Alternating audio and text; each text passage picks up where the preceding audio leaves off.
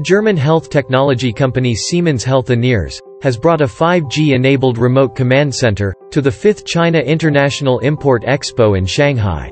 For the company, the CIIE has become a platform to introduce its latest technologies and products to the Chinese market. 那进博会呢，一直是我们把全球最创新的产品推向中国的一个非常重要的舞台。今年在这个进博会上，还能推出一个叫做远程的数字化指挥中心。那这个指挥中心呢，是我们在我们的总部建立的。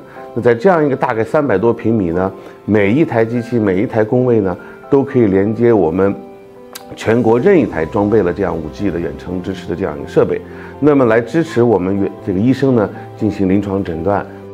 Earlier this year, Siemens Healthineers unveiled its latest localization strategy in China, vowing to be part of China's thriving healthcare system by becoming a local company.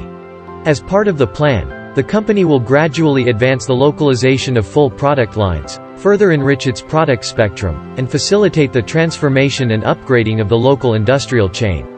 过去的这些年内，西门子医疗呢，不仅仅是扎根中国，而且呢，持续的在推动我们的投资。那西门子医疗在上海的这个中心呢，我们今年是30周年的纪念。那么我们在这个深圳的这个工厂呢，是20周年。并且呢，我们今年呢，我们在一个新的厂房，就是我们在免疫试剂的生产和研发中心已经落成，并且呢，不久的将来就会投入量产。